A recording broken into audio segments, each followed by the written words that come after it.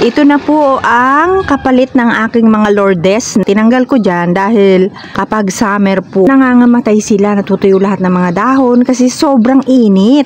Lalo na po kapag wala ako dito, hindi ko sila naalagaan ng magat hapon ng dilig. Okay lang sana kung nasa shaded area, matibay ang buhay nila kahit hindi madiligan. Pero lantad na lantad po sa araw yung mga Lourdes. Kaya po, pinalitan ko na lang ng ibang mga halaman. So yan ang aking new babies, bougainvillea. So yan ang pinalit ko ang aking mga bougainvillea, guys. So dati ang mga nandyan, yung mga Lourdes na nasa puting pot na maliliit, may malaki may maliit, sama-sama sila. Dalawang layer po lang, guys, yung aking nilagyan ng bougainvillea. Pero meron tayo ditong bougainvillea sa kabila. So ito naman po, guys, yung sa kabilang plant rack. Ganda ng dahon niya. At ang ganda rin po ng bulaklak nito. Yan. Meron tayo dito ilang puno. Hintayin natin siyang mulaklak.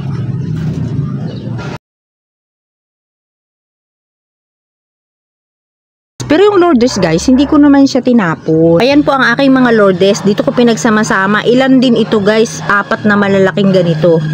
Kaya dyan ko lahat sila sinama, oh. Yan. Nandito pa po yung isa, oh.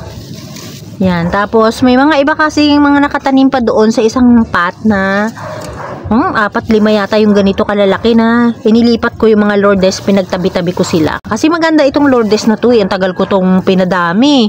Nandun pa tayo sa mini-mini garden nung ako'y nagtanim nito. Nung bagong tanim natin yan dyan, halos wala na po sila dahil sa natuyot na ng sobrang init. Lalaki po itong pot na to na pabilog. Ito pa, yung mga Lourdes natin. Ito, Lourdes pa yan. Tsaka ayun, so marami tayong Lourdes. Ito na po pala yung iniwan kong cactus para sa akin. Yung pinutol ko po, naalala nyo yung pinakamataas kong cactus, yung rose cactus na may bulaklak na orange. Yung binunot ko. Ito lang po yung aking iniwang sanga. Isang sanga lang po yan, kaya lang nagsanga na siya, oh. Stable na po yan. Oh, kasi bago na tong mga dahon niya. Tama na po yan. Maliliit pa lang po, nagagandahan na ako dahil nakikita kong meron ng paparating na bulaklak. Lalo na po kapag kumapal na yung flowers niya.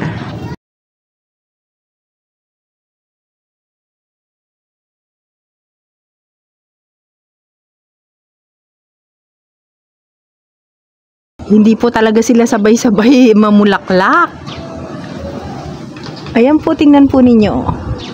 Ayan, meron pang bagong lalabas. Hindi pa siya namumukadkad ng husto. O, ito, ganyan lang po ang itsura niya. Hindi po siya talaga bumubuka ng malaki. Yan, ganyan. Parang medyo nakatikom siya. Ito yung pinakamarami po talaga. Dami. Kasi yan yung pinakamaraming sanga. Yung yellow naman po natin, kukunti pa lang po yung bulaklak. O, diba nung nauna kong binidyo dyan, hindi pa siya masyadong lumalabas. So, ito na ngayon siya, Ay. Tsaka itong isa pa, yan yung sanga niya. Ito, konti pa lang po. Ito yata yung pinakakunti kong sanga, guys. Itong aking yellow.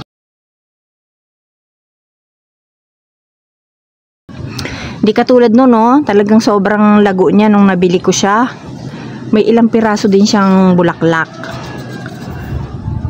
Kaya hinintay ko muna na dumami yung mga bulaklak. So ito punong-puno din siya ng bulaklak po.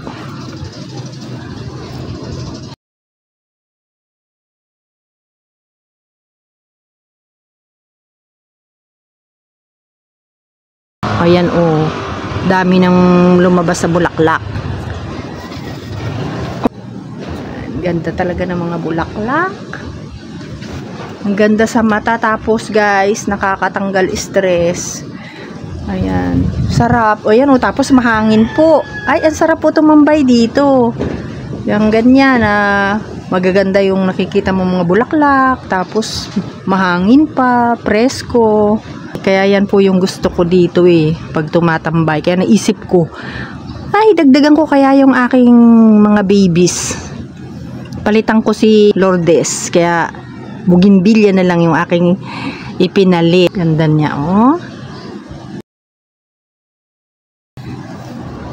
Ito rin yung pinakamababa ko din, itong white. So, marami itong sanga, oh. Mas lalo siyang dumami, guys. Binidyo dito sa kabila, oh. Tingnan po ninyo yung kulay niya, oh. Halos parehas lang. Tingnan po ninyo yung bulaklak niya, oh. Ayan po, oh. Lagas na yung iba. Oh, ito, ang dami nang natanggal po, oh, na bulaklak niya. Punong-puno itong dulong ito. Bago pa lang siya. Hindi pa masyadong nakabukadkad.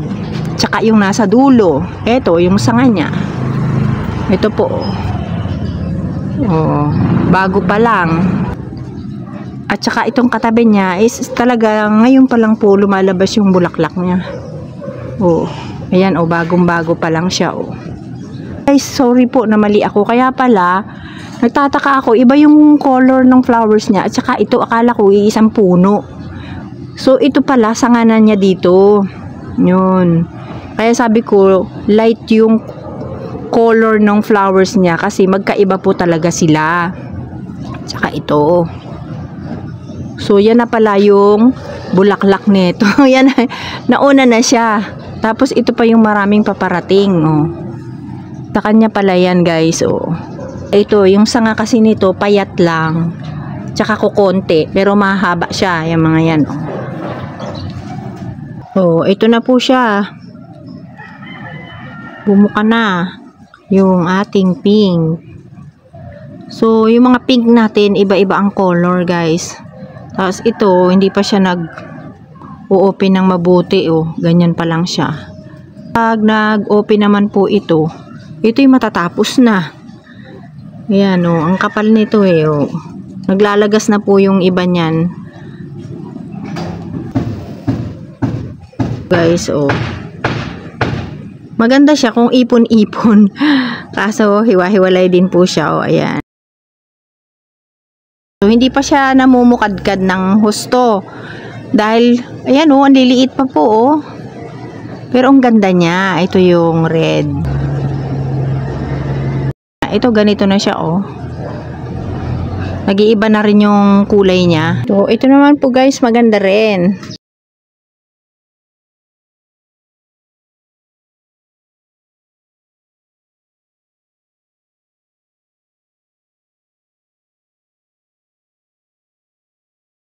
Ito, halos lahat po ng sanga nito ay may bulaklak. O, hanggang doon sa baba. Ito naman yung bago pa lang mamumukadkad. O, iba ang kulay niya kapag maliliit pa po. O, ayan. Iba rin naman ang color niya. O, ayan o. Kasi na mature na rin yung flowers niya guys kasi may nanlagas na dito. Marami na rin nanlagas kasi malago ito dito eh. Yan, nasa dulo. Ito na po yung hinihintay kong yellow na mamukadkad. Yan, mga pikit pa po yung bulaklak niya. Nag-uumpisa pa lang po. Katulad nito, ayan, bago pa lang po siyang nag-bloom. Ito yung nauna guys, medyo madami tapos medyo malaki-laki na siya oh. Yan ang kauna-unahan nating yellow na namukadkad. Oh, pero marami po siyang magiging flowers. Ito pa po oh. Halos lahat po ng dulo niya ay merong bulaklak. Ayan, at yung pink naman po, yan ay nauna na siya. Kaya nanlalagas na po siya ngayon. Hapon na. Ayan, namukadkad na rin po yung white niya. So, dito sa baba, ito ay maliit ding puno. At mga payat po yung mga sanga niya. So, yung sanga niya po ay parang mga kasinlaki lang ng mga tingting.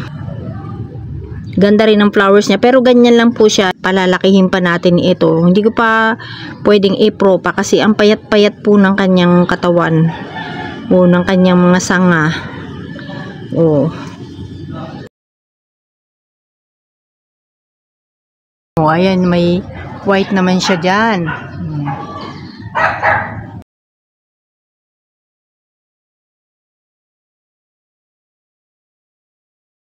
Pero ito yung nauna guys, oh.